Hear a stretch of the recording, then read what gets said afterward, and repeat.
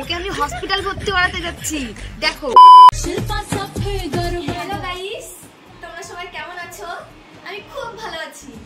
ও না, আমার একটু মনটা খারাপ, কারণ জানো আজকে আমার না এক্স-রে শ্রাদ্ধ। মনটা খুব খারাপ, কি করি? কিন্তু কি করবো, যেতে তো হবেই। না গেলে ওরা আবার মন খারাপ করবে না, উপর থেকে বসে কান্না করবে, তখন আমার খুব কষ্ট হবে। তো চাই একটু রেডি হয়ে নিই। হ্যাঁ, আর জানো গাইস, এই ড্রেসটা না আমাকে আমার এক্স দিয়েছিল, ওই জন্য পরলাম, কারণ ওর হাতের ছোঁয়া আছে এই ড্রেসটা। কি করবো আজকের দিনে, ওর আত্মা যাতে একটু শান্তি পায়, সেই জন্য ওর মতনই তো করতে হবে না, ওই যে যে জিনিস দিয়েছিল সেগুলো করতে হবে।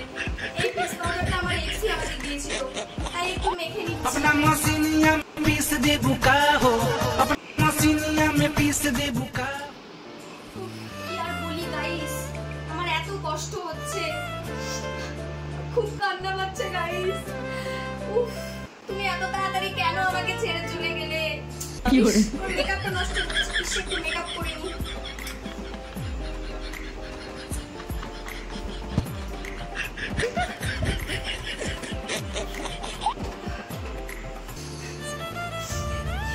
মুখটা পুরো ফাঁকা হয়ে গেল। ইস,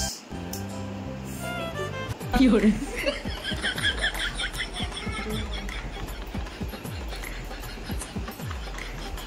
কি হলো? আমি যদি একটু সেরে গুজে না যাই, ওর আত্মাটা কষ্ট পাবে না, সেই জন্য একটু সাজছি। তোমরা আমার পাশে থেকো গাইস, আর তোমরা প্লিজ ওর আত্মার শান্তি কামনা করো। হ্যাঁ, আমার খুব কষ্ট হচ্ছে গাইস, কি বলি।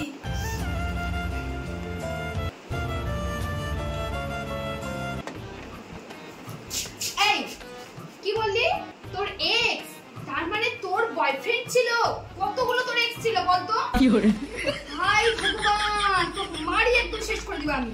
আরে মা, আমার এক্স তো মারাই গেছে। মারা যতই যাক, আমার মান সম্মান তুই কিচ্ছু রাখলি না, সব ধুলাই মিশাই দিলি। তুই আবার একটা ভিডিও করছিস? কোন সাহসে তুই ভিডিও করছিস? এটা ছাড়বি, লোকজন দেখবে, কি বলবে সব? কি আর করব, তোকে একদম মেরে ঠিক করে দেব আমি। শোনো, আমার কথাটা একটু শোনো গাইস, আমার মাকে একটু বোঝাও তোমরা, আমার এক্স তো মারাই গেছে। আমি এইটুকু ভিডিও করব না, শেষ মুহূর্তে আমার এক্সের আত্মা কষ্ট পাবে। ও মা, একটু বোঝাও তুমি, মারাই তো গেছে, আমি তো আর যাবো না কোনোদিন ওর সাথে ঘুরতে। না যাবো না বললে কি হবে? যতই তো তুই ভিডিওটা ছাড়বি, লোকজন দেখবে না, পাড়া প্রতিবেশী আত্মীয় স্বজন এমনিতে তোর নামে তো কত কথা বলে বেরোয়, তাহলে এগুলো দেখলে কি বলবে বল?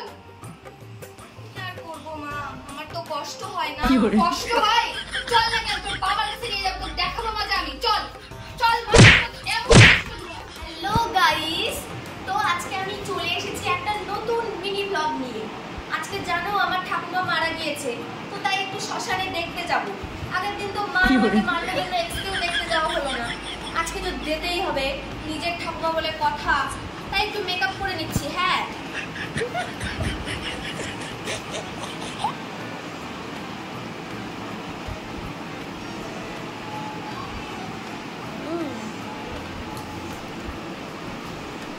একটু সানগ্লাস তো পরতেই হবে, হাজার হোক শ্মশানে যাচ্ছি, সানগ্লাস না পরলে হয়? ওয়াও, আমার ড্রেসটা কেমন লাগছে তোমরা জানিও কমেন্টে। হ্যাঁ, এটা কিন্তু লেহেঙ্গা হয়, কেমন লাগছে কমেন্টে জানিও। আর হ্যাঁ গাইস, আমার ঠাকুমা একটু অসুস্থ ছিল, তো আমি আগের থেকেই জানতাম যে কয়েকদিন পরেই হয়তো মারা টারা যাবে, সেজন্য এটা স্পেশাল বুকিং করে রেখেছিলাম শ্মশানে পরবো জন্য। কেমন লাগছে জানিও কিন্তু। হ্যাঁ,